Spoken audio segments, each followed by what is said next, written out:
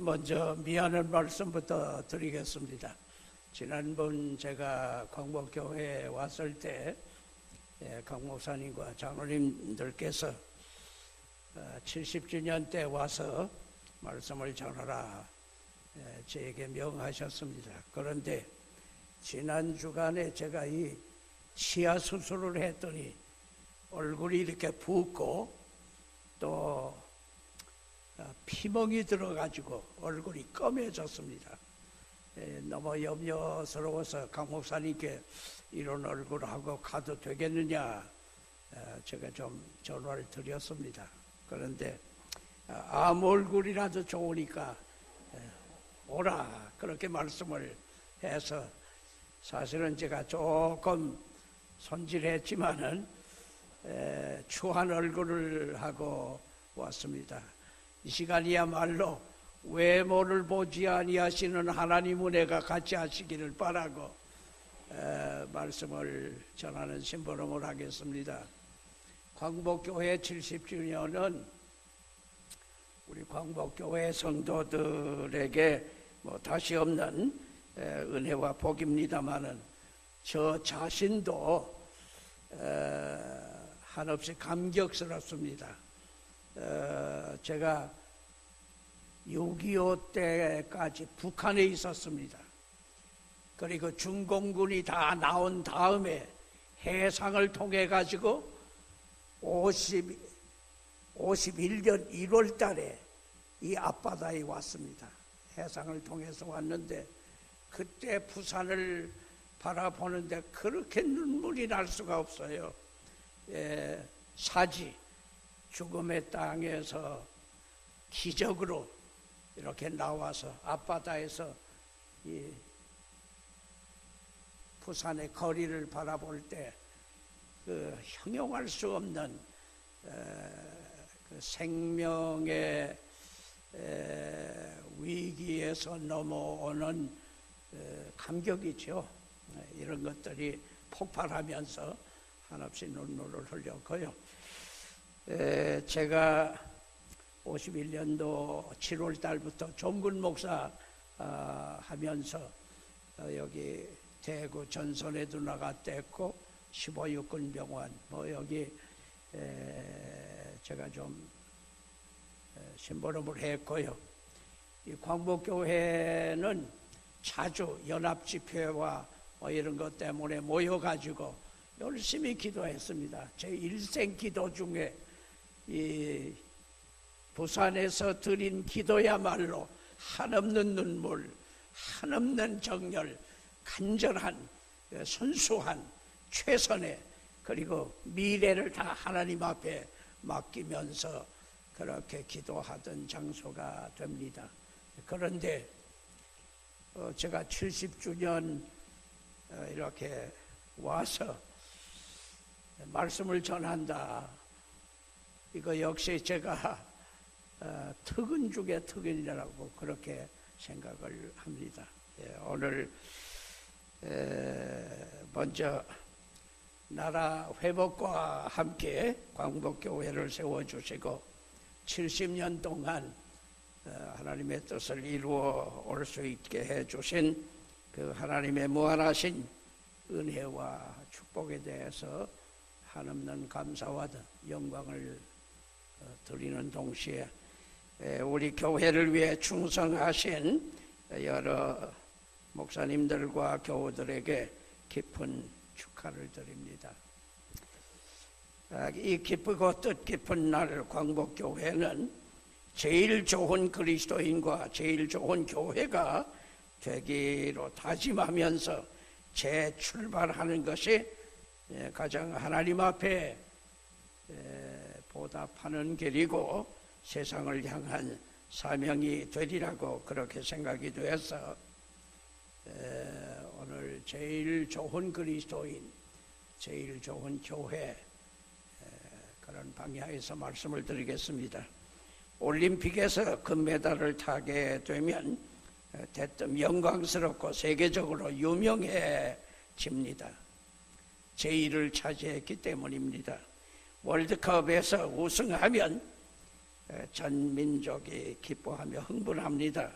전 세계가 놀랍니다. 역시 제1을 차지했기 때문입니다. 어젯밤에는 우리 야구를 제가 보았는데 미국 팀에게 8대 0으로 이기는 것을 보면서 저도 한없이 흥분하고 감격했습니다. 사람은 제1을 좋아합니다. 제1이 되고 싶습니다. 제1에 관심이 많습니다. 사람에게 이런 본능이 있기 때문에 향상이 있고 발전하게 되는 것입니다.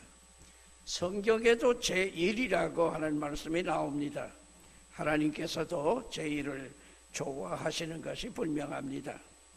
그러니까 다른 것은 제1이 못 돼도 괜찮지만은 그리스도인으로서는 반드시 제일 좋은 그리스도인, 제일 좋은 교회가 되어야 할 것입니다.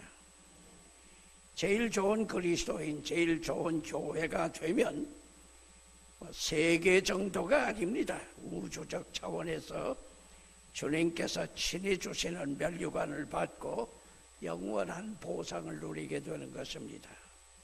교회 창립 70주년을 맞는 광복교회는 기어이 제일 좋은 그리스도인과 제일 좋은 교회가 되시기를 바랍니다.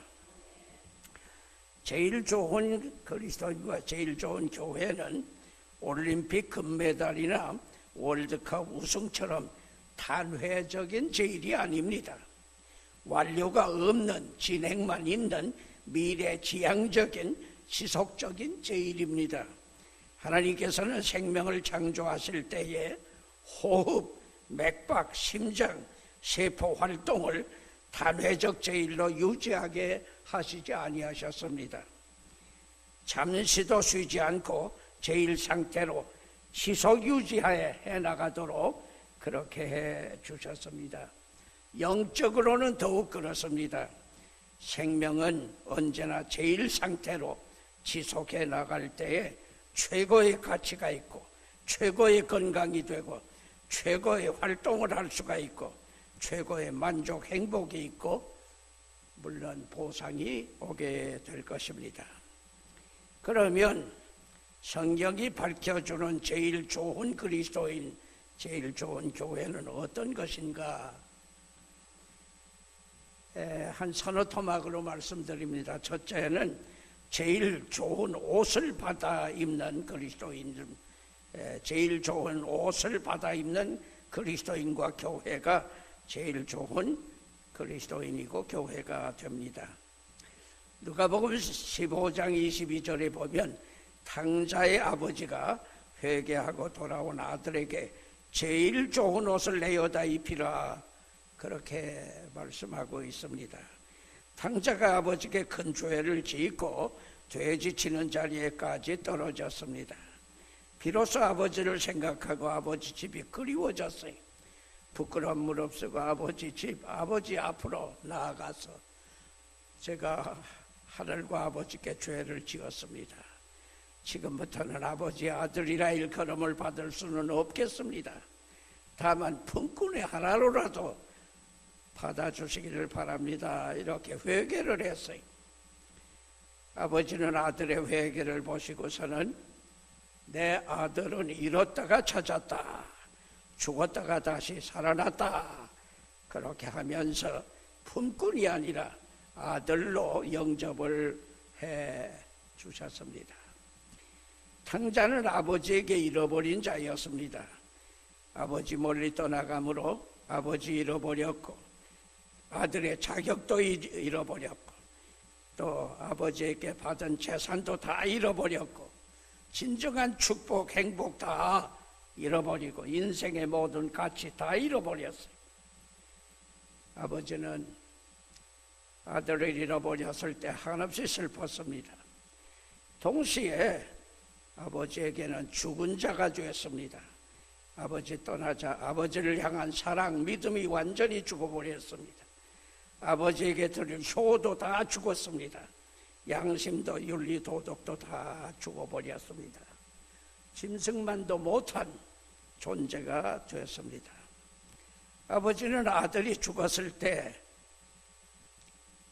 영원히 잊을 수 없는 비통을 느낄 수밖에 없었습니다. 이렇게 이루어지고 죽은 탕자가 된 이 인생은 타락, 범죄, 형벌뿐이었습니다.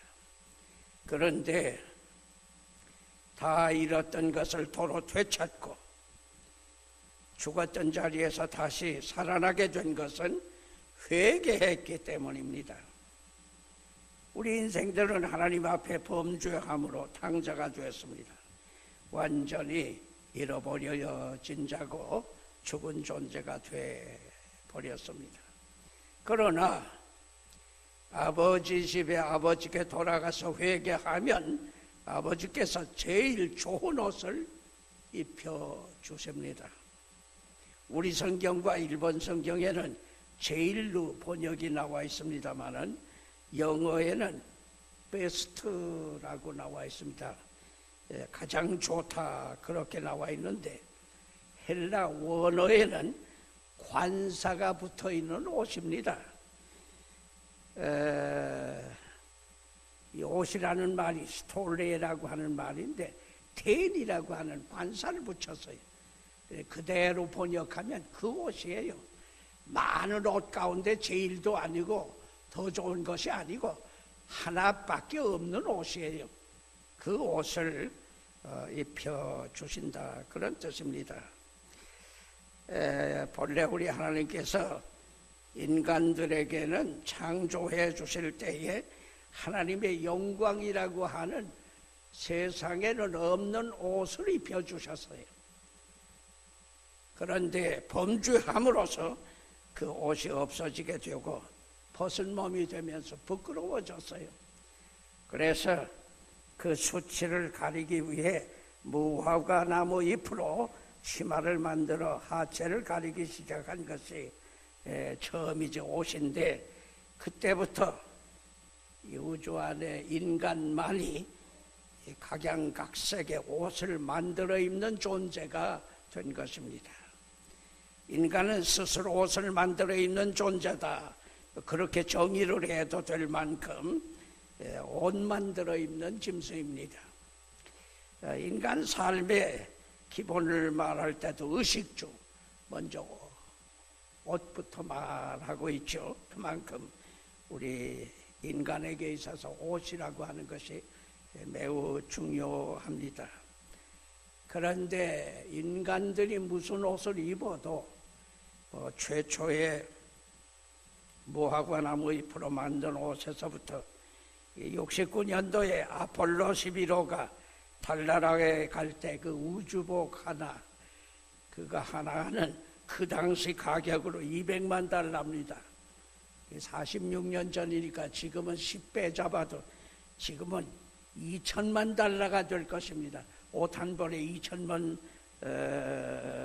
달러. 우리로 말하면 200억에 속하겠죠. 그런 복장까지 만들어 입지만은 그 어떤 우리의 죄악의 수치를 가릴 수 있다든지 격에 맞는다든지 아름답게 할 수 있다든지 안전하다든지 평안하게 할 수 있는 옷은 없습니다.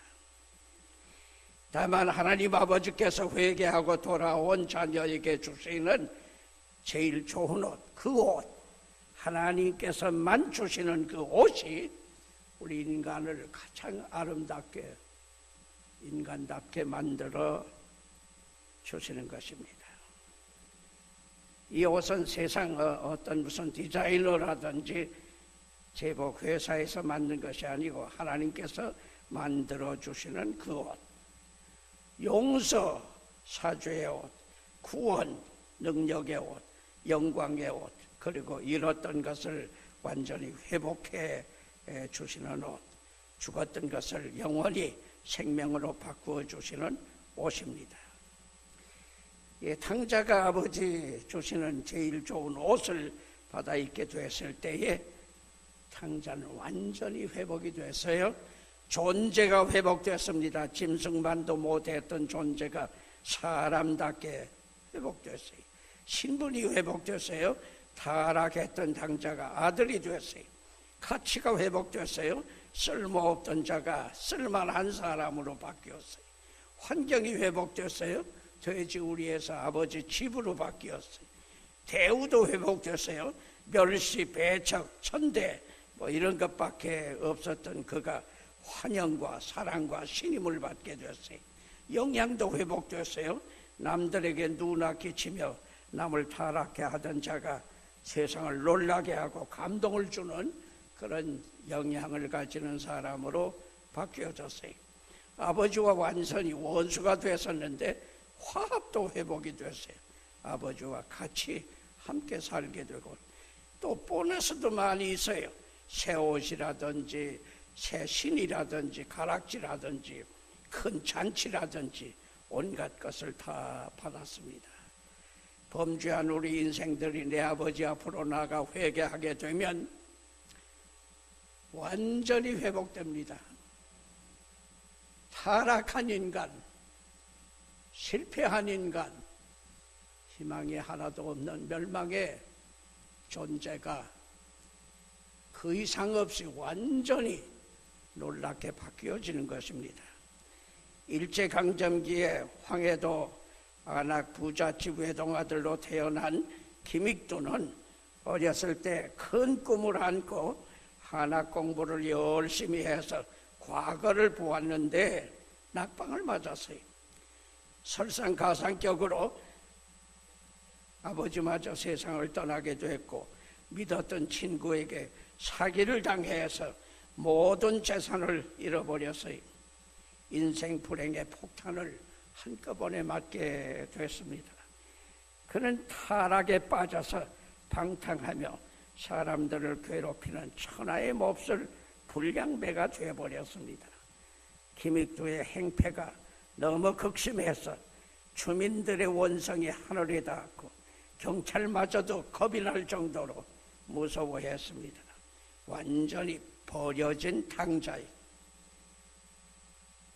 그런데 친구 박태후에게 끌려서 교회 예배에 참석했는데 깡패 김익두는 하나님이 살아계시다고 하는 것을 깨닫게 됐어요. 알게 됐어요. 마치 벼락 맞는 것 같은 충격을 받았습니다. 자기가 지금까지 지은 죄가 너무 겁이 났습니다. 두려워졌습니다. 어쩔 줄을 모르게 됐습니다. 그래서 그는 하나님 앞에 꿇어 엎드려서 회개하기 시작했습니다. 통곡하며 기도드리며 그 순한문 신약 성경을 100번이나 읽어가면서 참여하는 중에 가슴을 칼로 찢는 것 같은 그런 불세례를 경험했다는 것입니다. 그가 3일 금식 기도하고 산에서 내려올 때는 이 큰 불덩어리가 가슴 속에 떨어지는 이 화끈거리는 체험을 하면서 하늘에서 김익두야 김익두야 부르시는 하나님의 음성을 듣고 하염없이 울며 감사의 찬송을 불렀다는 것입니다. 회개하면서 그는 과거를 뉘우치고 사람을 때린 장소마다 찾아다니면서 방성대고 울었어요. 소리내서 울었어요. 회개한 다음에 맨 처음 사람들에게 김익두는 죽었다 하는 자신의 부고장을 돌렸어요. 사람들은 깡패 김익두가 죽었다고 하는 부고장을 받고 모두 그렇게 기뻐할 수가 없었다는 것입니다. 분명히 김익두는 이루어지고 죽었던 최고 악질의 탕자였습니다. 그런데 그가 아버지 집인 교회를 찾아 회개하고 나니까 하나님께서 제일 좋은 옷, 그 옷을 입혀주셨어요. 그는 참 신자가 됐어요. 그리고 목사가 됐어요. 목회, 대부흥회 인도하면서 총회장까지 하면서 150개 교회를 개척했고 28,000번의 설교를 했고 776번의 부흥사경회를 인도했고 그의 집회는 죄를 회개하는 일과 그리고 병 고침 받는 치유의 은사가 나타나기 시작했는데 많게는 뭐 만여 명 모이는 때도 있었습니다만은 새신자 28만 명, 병 나은 자가 10,000명 이상이 넘었고, 그의 집회를 통해 감화받아 목사가 된 사람이 한국교회를 대표한 주기철 목사, 대부흥사 이성복 목사, 신학자 김재준 목사 비롯해서 200여 명에 달합니다. 내 아버지 집에 가서 통탄히 회개한 김익도는 한국을 변화시키는 놀라운 큰 하나님 쓰시는 인물이 됐던 것입니다. 우리가 일생 살아가는 동안에 내 아버지 집에 찾아가서 내 아버지 앞에 깊이 회개할 때 하나님께서는 이 세상에는 없는 하나님께서 주시는 새 옷을 입혀주십니다. 바로 그 옷을 입고 하나님의 영광을 위해서 살 때 지난날 어떠한 잘못 허물이 많을지라도 회복을 시켜주셔서 기적적인 역사를 이루신다고 하는 것을 알 수가 있습니다. 미국의 16대 에이브라함 링컨 대통령은 대통령 된 다음에도 기성복 입고 돌아갔다는 것입니다. 그러나 당시에도 후에도 전 세계적으로 가장 멋지고 아름답고 존경, 신뢰를 받는 위대한 인물이 되었습니다. 그는 하나님 주시는 제일 좋은 옷을 입었기 때문이었습니다. 그는 정치인이면서도 술을, 담배를 입에 댄 일이 없고요. 그는 언제나 하나님 앞에 솔직하게 간절히 기도하면서 경건한 크리스찬으로 살았고요. 그의 성품과 생활은 온유 겸손이었고요. 그리고 정직하며 성실하게 정의감에 불타면서 남을 위해 희생할 줄 아는 위대한 생을 살았습니다. 러시아의 문호 톨스토이가 링컨은 예수님을 닮은 사람이라고 극찬을 했습니다. 하나님 아버지 앞에서 근본적으로 회개하고 하나님 주시는 새로운 옷을 입게 되면 이 세상에 다시 없이 가장 필요하고 중요한 있어야만 하는 존재로 바뀌어진다고 하는 그런 것을 볼 수가 있습니다. 광복교회 70주년 이후에 이 교회는 다른 무엇보다도 그저 돌아온 탕자처럼 회개하면서 눈물로 회개하는 동시에 우리 아버지 하나님께서 주시는 제일 좋은 옷을 받아 입는 예배 교회가 되어 주시기를 바랍니다. 김익돌, 링컨 같은 인물이 배출되는 제일 좋은 교회가 되어 주시기를 바랍니다. 우리는 세상을 살아가는 동안에 이 이상 중요한 것이 없습니다. 허물과 죄를 깊이 자책하면서 하나님 앞에 나아가 원통이 회개할 때 하나님께서 우리에게 이 세상에 없는 새 옷을 입혀주시는 것, 이것을 경험하는 제일 좋은 그리스도인, 제일 좋은 교회 되시기를 바랍니다. 두 번째 생각하고 싶은 것은 잠언 4장 7절에 지혜가 제일이니 지혜를 얻으라, 그런 말씀이 있어요. 지혜가 제일이니 지혜를 얻으라. 제일가는 지혜를 받는 그리스도인, 지혜를 받는 교회가 제일 좋은 교회, 제일 좋은 그리스도인이 되는 것입니다. 이 지혜는 지식이나 재능, 역량, 열심, 경험, 모든 것을 종합해서 활용하는 능력을 지혜라고 그럽니다. 이 지혜는 인간만이 가지고 있습니다. 동물은 지혜가 없습니다. 동물은 그냥 본능만으로 살아갑니다. 그래서 100년 전 까치둥지나 100년 후 까치둥지가 꼭 같습니다. 지혜가 없는 동물 세계에는 발전이라든지 창조가 전혀 없습니다. 우리 인간은 지혜를 가졌기 때문에 매일 달라집니다. 그런데 고린도전서 1장 22절에 유대인은 표적을 구하고 헬라인은 지혜를 찾으나 우리는 십자가에 못 박힌 그리스도를 전하니 유대인에게는 거리끼는 것이요 이방인에게는 미련한 것이로되 오직 부르심을 받은 자들에게는 유대인이나 헬라인이나 그리스도는 하나님의 능력이요 하나님의 지혜니라, 그런 말씀이 있습니다. 오직 위로부터 난 지혜는 첫째 성결하고 다음에 화평하고 관용하고 양순하며 긍휼과 선한 열매가 가득하고 편법과 거짓이 없나니 화평케 하는 자들은 화평으로 심어 의의 열매를 거두느니라. 우리 인간들이 말하는 인간의 지혜는 세상 사람들을 타락하게 하고 세상을 지옥으로 만듭니다.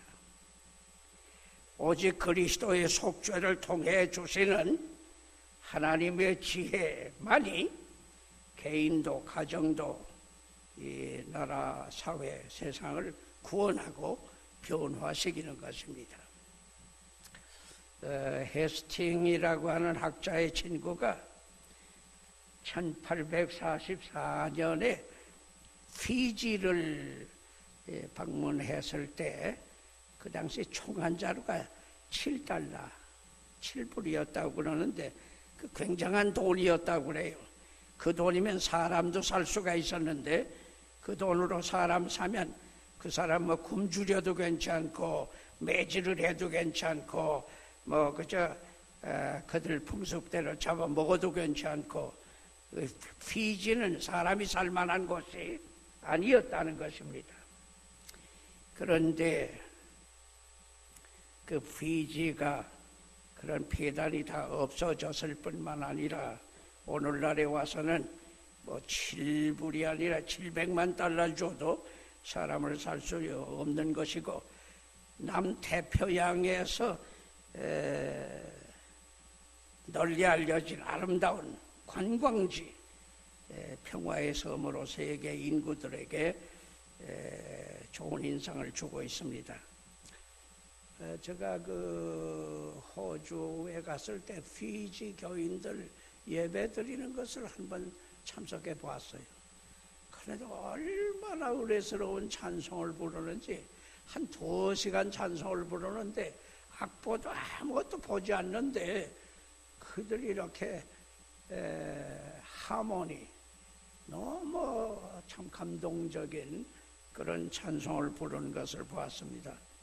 지금 피지에는 3,000개가 넘는 교회가 있고 주일마다 그런 은혜스러운 찬송을 부르고 하나님께 영광 돌리는 이런 곳이 됐기 때문에 그 살만한 곳이 못 됐던 피지가 가장 은혜스럽고 축복의 땅이 됐다는 것을 알 수가 있습니다. 세상을 바꾸어 놓는 것은 다른 것이 아닙니다. 속죄의 구원을 전하는 교회가 있을 때 그 모든 생활 속에 행복이 오고 변화가 오고 놀라운 축복이 온다고 하는 것을 알 수가 있습니다. 사람은 지혜가 있어야 합니다. 지혜 있는 생활, 이것은 아름답습니다.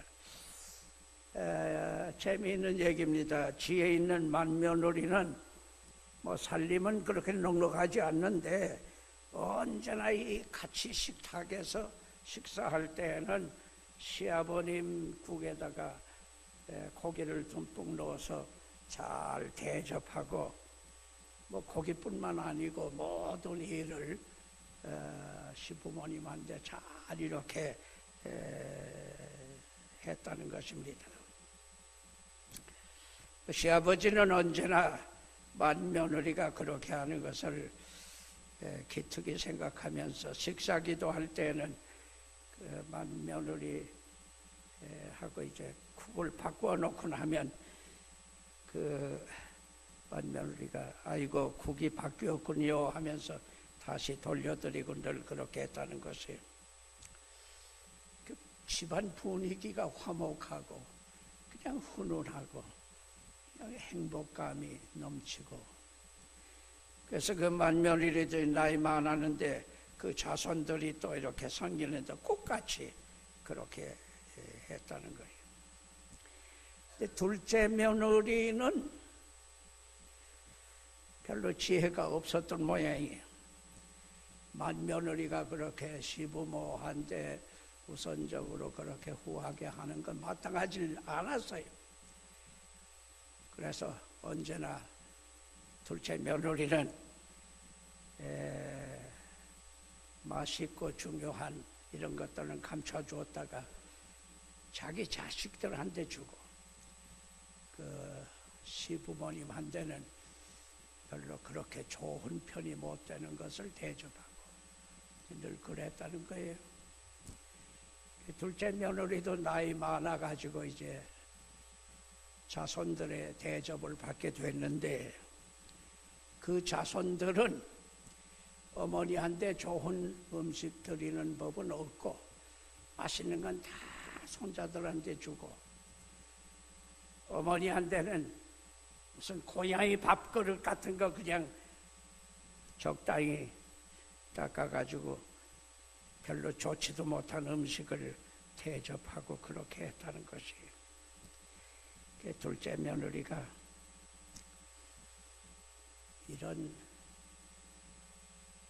박대를 받는 이런 슬픈 경험을 하게 된 것을 비로소 후회하게 됐다는 거예요.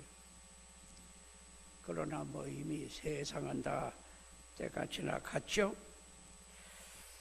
똑같이 신앙생활 하는데 지혜 있는 이의 신앙생활과 지혜 없는 이의 신앙생활은 차이가 많아요. 우리가 일생 살아가는 동안에 무엇을 하든지 신앙 안에서 하나님께 영광 돌리고 사람들을 위해 살아가되 지혜 있는 성도들 되시기를 바랍니다. 요셉은 형들에게 왕따 당해서 노예가 됐어요. 그러나 창세기에 보게 되면 바로가 그의 신하들에게 이르되 이와 같이 하나님의 영에 감동된 사람을 우리가 어찌 찾을 수가 있으리요. 요셉에게 이르되 하나님이 모든 것을 네게 보이셨으니 너와 같이 명철하고 지혜 있는 자가 없도다. 그러면서 애굽의 모든 실권을 요셉에게 다 맡겨 수상으로 임명을 했어요. 그 풍년 7년을 잘 다스려서 흉년 7년을 메꿨어요. 그 당시 인류를 구원해내는 놀라운 역량을 발휘했어요. 다니엘은 나라가 망해서 포로로 끌려갔어요. 그 바벨론 이방 나라에 갔는데 바벨론 대제국의 박사 복술가보다 10배나 지혜가 있었어요. 그 왕의 잊어버린 꿈까지 다 알려주고 해몽하고, 그래서 그 왕이 너무 놀라가지고 이 다니엘이 아니고서는 나라가 이루어질 수가 없겠구나. 그래서 다니엘에게 127도의 통치권을 다 맡겼어요. 뭐 바벨론뿐 아니고 메대 정부, 파사 정부까지 다니엘에게 모두 실권을 맡기는 그런 일이 생겨났죠. 지혜 없는 사람은 헛삽니다. 잘못 삽니다. 실패합니다. 불행합니다. 지혜 있는 사람은 모든 일을 해결합니다. 하나님께서 쓰십니다. 사람들에게 필요합니다. 지혜가 중요합니다. 우리가 일생 사는 동안에 요셉처럼, 다니엘처럼, 만며느리처럼 지혜 있는 신자 되시기를 바랍니다. 우리 광복교회는 70주년 이후에는 온 성도들이 다 같이 요셉처럼, 다니엘처럼, 그리고 모든 생활에 지혜가 넘치는 제일 좋은 그리스도인, 제일 좋은 교회 되어 주시기를 바랍니다.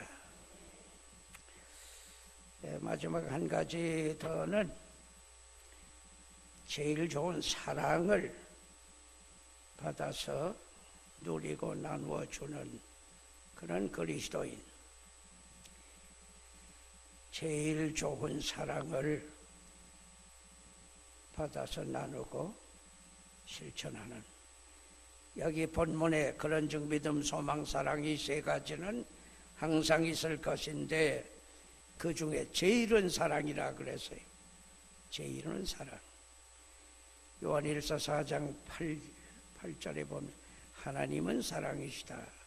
예수님께서 하나님의 사랑을 십자가 지심으로 세상에 없었던 아카페 사랑, 속주의 애를 만들어내셨어요. 그리고 성령께서는 지금도 우리들 속에 이 아카페 사랑을 희락, 화평, 인내, 자비, 양선, 충성, 온유, 절제로 이렇게 실천하게 해주시는 것입니다.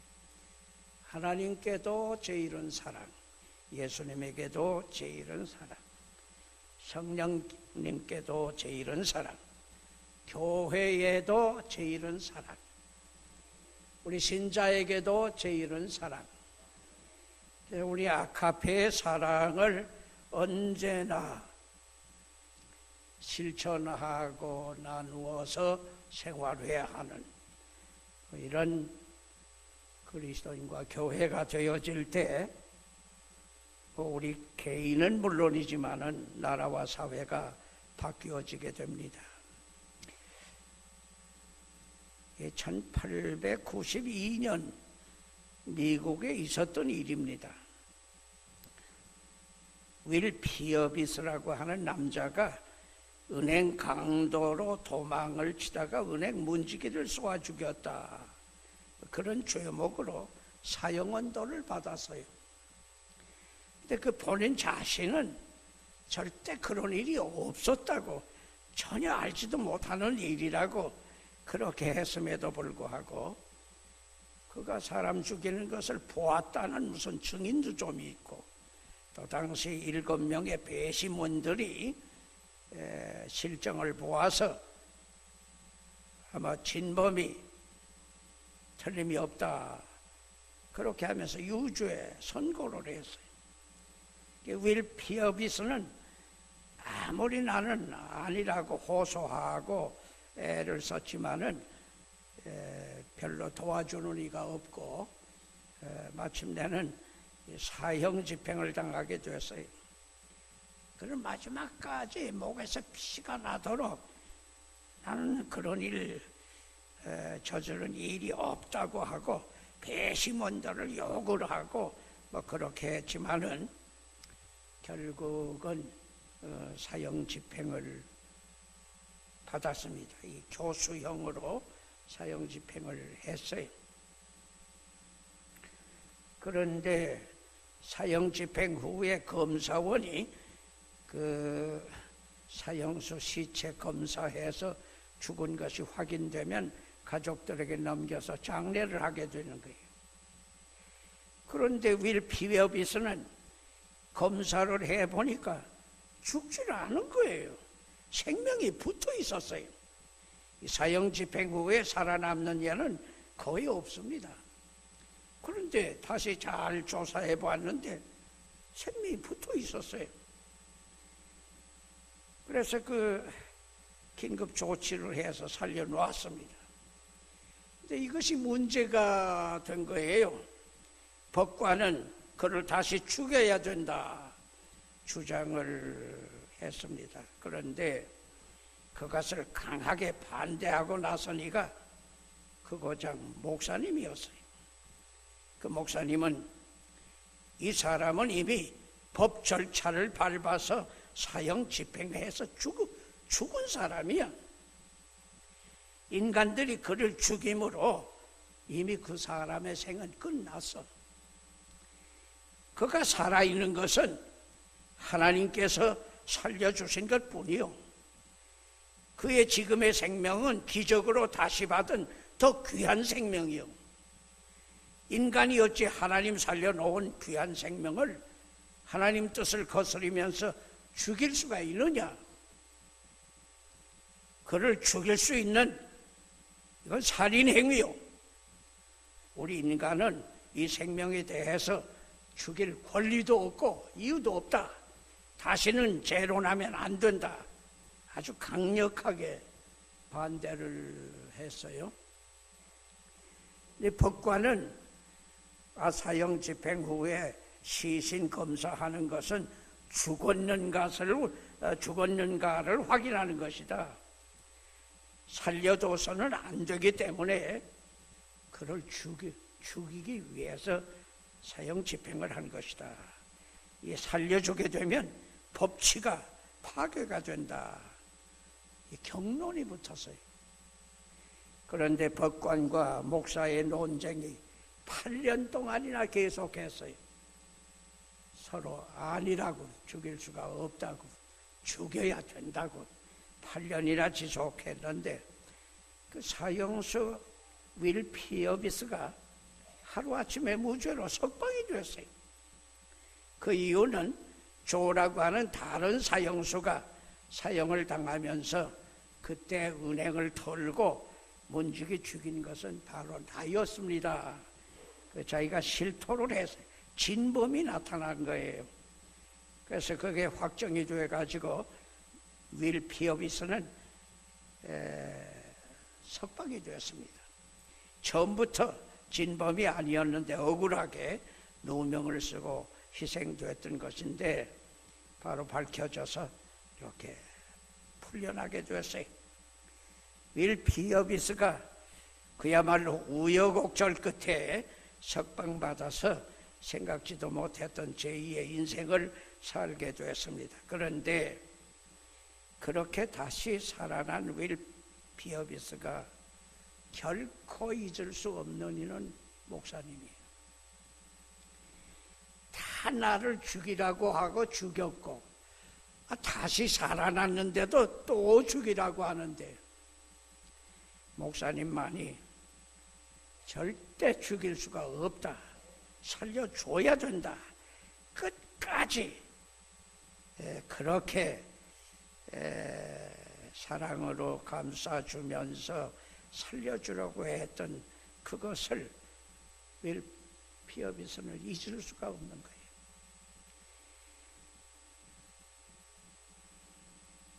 윌 피어비스는 나에게 이렇게 불에 넘치는 사랑을 베푸는 목사님이 믿는 예수님을 나도 믿고 내 생명을 다시 살려주신 하나님 앞에 감사 보답하기로 결심하고 신앙생활하며 영광 돌렸다고 하는 그런 얘기가 있습니다. 쓸모도 없는 생명을 위해서 끝까지 살려주려고 힘쓰는 그 목사님, 그게 참 크리스찬이에요. 그게 참 교회예요. 교회는 쓸모없는 생명을 살려주기 위해서, 구원하기 위해서 사랑으로 아카페로 최선을 다하는 것, 바로 이것이 제일 좋은 그리스도인, 제일 좋은 교회의 모습이다. 그렇게 생각할 수가 있습니다. 이 일생 사는 동안에 사람의 생명을 첫째로 귀중히 여기는, 우선순위의 첫째로 귀중히 여기는 그 나라 사회가 문명국입니다. 그 인권이 있고 자유가 있고 서로 양보, 봉사, 희생, 그리고 신뢰가 있고 모두 사는 맛이 나고 행복이 생기고 그렇게 되는 것입니다. 사람의 생명을 귀중히 여기지 아니하는 나라가 후진국이고 비문명국하고, 사람의 생명을 짓밟는 나라가 야만국입니다. 근데 왜 이 말씀을 드리는가 하면, 그리스도인이 25%나 되는 한국에는 우선순위의 첫째가 생명이 아니에요.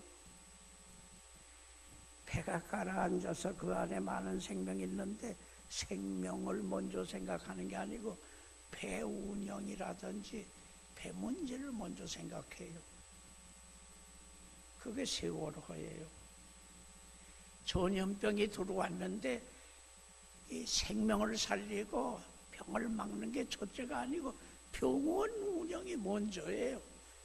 그러니까 전신에 그냥 삽시간에 퍼져버리고 마는 거예요. 생명을 우선의 첫째로 생각해야 이게 문명국이고 선진국이고 이게 살만한 나라인데, 우리는 뭐 경제가 좀 올라갔다고 하고 뭐 자유가 좀 있다고 하고 이렇게 하면서도 아직 후진국, 생명을 귀중히 여기는 것이 없어요. 가령 선진국에 가면요, 어쩌다 애가 접시 내리쳐서 깨지게 되면 곧바로 와서 애 손 다치지 않았느냐, 그것부터 물어봐요. 이 접시 깨서 미안하다, 아니 괜찮습니다. 애 손 안 다쳤으면 다행입니다. 그럼 우리나라는 애 손은 보지도 않고 접시부터 봐요. 접시값 내라고 그러는 거예요. 우리나라는 문명국, 선진국이 아직 덜 됐어요. 그런데 왜 덜 되느냐? 우리 그리스도인들이 아카페 사랑을 실천함으로 생명 귀중히 여기는 것이 이루어지는데 우리가 못했기 때문이에요. 이거 바꾸는 것은 불신자가 못 바꿉니다. 신자들이 바꿉니다. 지금 세계 문명국은 전부 크리스찬들이 살기 좋은 나라 만든 사회, 그게 문명국이고 선진국입니다. 우리 광복교회 70주년 이후에는 사람의 생명을 우선순위의 첫째로 생각하는 선두주자가 되시기를 바랍니다. 쓸모도 없는 윌피 여비스를 살려주려고 하는 목사처럼 우리 교회와 신자들이 많은 생명을 구원해내고 변화시키고 이 나라의 풍토를 바꿔놓는 제일 좋은 그리스도인, 제일 좋은 교회가 되어주시기를 바랍니다. 광복교회 창립 70주년을 진심으로 축하드리는 동시에 바로 이제부터 앞으로는 탕자가 회개함으로 새로운 회복과 새 옷을 받아 입는 것처럼 언제나 회개와 새로운 변화를 받는 교회, 그리고 지혜, 요셉이나 다니엘처럼, 그리고 모든 아름다운 성도들처럼 지혜 있는 제일 좋은 그리스도인 교회, 그리고 사람의 생명을 우선순위의 첫째로 생각하면서 사람 사랑하는, 그 이외에 다른 것보다 사람을 사랑하는 제일 좋은 그리스도인, 제일 좋은 교회 되어 주시기를 바랍니다.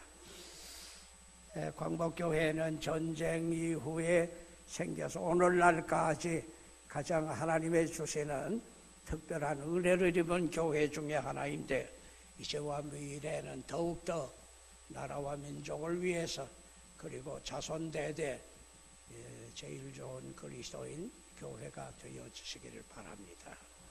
사랑하시는 주님, 감사합니다. 이 나라에 가장 어려운 해방과 동시에 위기가 왔을 때 광복교회 세우게 해주시고 오늘날까지 온갖 은혜를 입혀주신 것을 감사드립니다.